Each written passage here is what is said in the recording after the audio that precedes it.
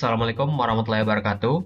Perkenalkan, saya Fajri Aulia dengan NIM F1E3255026. Jadi, pada kesempatan ini saya akan menjelaskan studi kasus algoritma Dijkstra untuk mencari rute terpendek objek wisata di Kabupaten Temanggung. Nah, jurnal yang saya ambil di sini bersumber dari jurnal karya Rachman Prayoga. Oke, baiklah, langsung saja kita masuk ke bagian pertama, yaitu latar belakang permasalahan dan tujuannya. Nah, di sini masalahnya, wisatawan di Temanggung ini kesulitan menemukan rute terpendek karena belum ada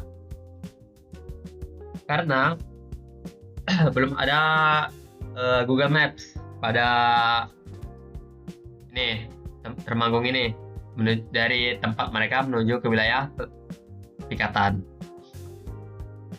Nah, di sini tujuan penelitiannya itu adalah membangun website berbasis algoritma Dijkstra agar wisatawan bisa otomatis menemukan jalur terpendek dari terminal Temanggung ke destinasi tujuan. Oke, kita lanjut ke bagian langkahnya ini. Pertama itu kita tetapkan dari jarak simpul asal S, yaitu bagian terminal ini, sebagai 0, dan semua simpul lain yang diberi nilai tak hingga karena belum diketahui. Jadi bagian ini sebelum diketahui itu kita kasih nilai tak hingga karena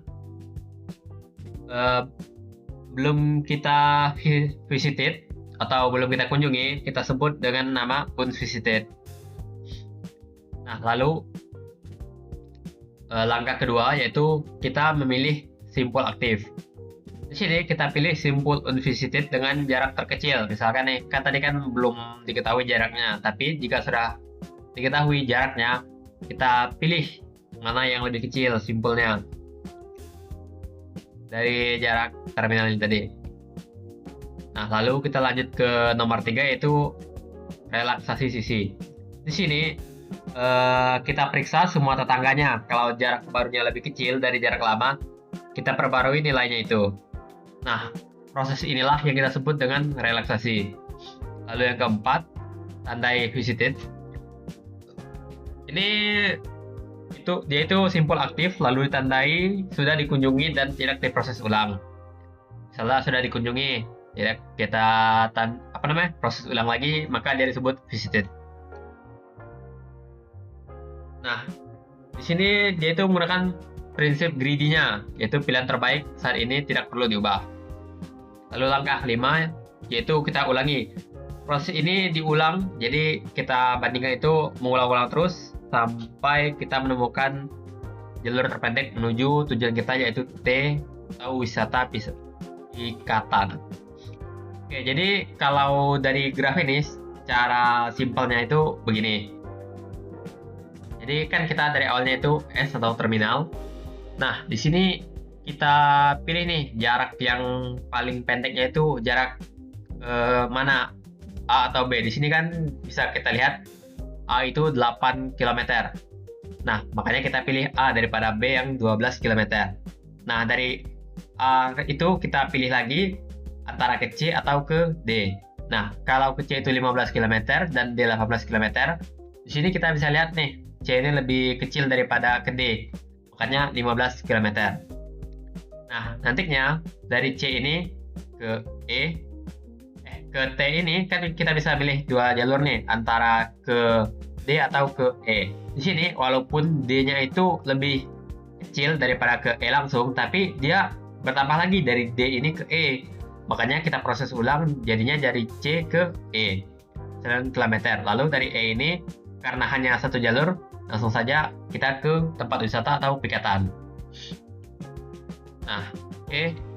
Masuk ke bagian tabel. Tabel ini sama seperti penjelasan saya tadi, cuman di tabel ini kita menggunakan penambahan. Jadi awalnya nih kan karena tidak ada simpul aktif, makanya semua nilai tak terhingga. Nah, lalu setelah kita buat nih S-nya itu 0, kita bandingkan antara A sama B. 8 sama 12, makanya kita pilih tadi A, 8 karena lebih kecil. Di sini saya buat untuk perbandingannya menjadi warna ungu dan yang terpilih menjadi warna hijau.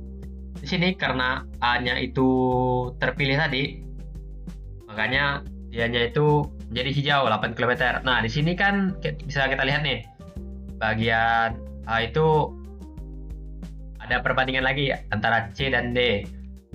Di sini dari A ke C itu kan tadi dari S ke A itu 8. Nah, 8 ini kita tambahkan sama ke C itu 15. Berapa jadinya?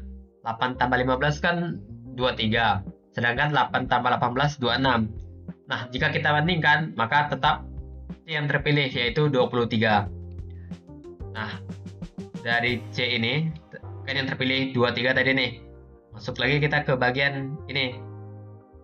Apa namanya? Perbandingan C antara D dan E. Tapi karena D ini dia 7 tambah 14 dulu, itu sudah 21, sedangkan ke sini 21 dan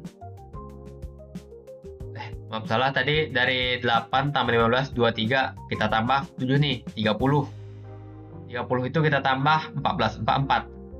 Nah, berarti 44 ditambah ke pikatan 5 jadinya 49 nih. Sedangkan dari 8 tambah 15 23 tambah 9 itu masih 32. Itu saja sudah jauh berbedanya kan kalau kita milih yang D.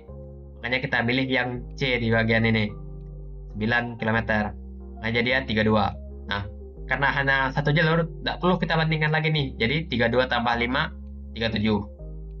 Jadi kesimpulan rute terpendeknya itu yang pertama dari kita tempat awal, yaitu S Terminal menuju Posong 8 km. Dari Posong menuju Telantar, jadinya 8 tambah 15, 23. Dari Telantar lalu lanjut ke Pring Surat, 23 tambah 9, 32. Dari Pring Surat lalu menuju ke Pikatan. Jadi 37 total jaraknya. Oke, baiklah. Jadi keunggulan dari metode graph Dijkstra ini yaitu pertama bersifat greedy. Lalu kompleksitasnya itu OV pangkat 2 atau O dalam kurung I log V dengan priority Q. Di sini juga dia itu optimal untuk bobot positif. Nah, untuk metode graph Dijkstra ini tidak hanya pada wisata ini saja, bisa juga kita pakai di Google Maps, GPS navigation, routing jaringan, logistik, dan sistem informasi pariwisata yang biasanya kita lihat maps di pariwisata. Baik, lalu untuk kesimpulan dari ini jurnal poster ini, itu algoritma Dijkstra ini sangat berguna di kehidupan nyata. Bisa kita pakai di Google Maps, GPS, bahkan routing internet tadi. Semuanya menggunakan prinsip yang sama. Nah, secara kesimpulan, ini saja yang dapat saya sampaikan. Saya akhiri. Wassalamualaikum warahmatullahi wabarakatuh. Oh ya, sebelum itu, ini poster. Baiklah, saya akhiri. Wassalamualaikum warahmatullahi wabarakatuh.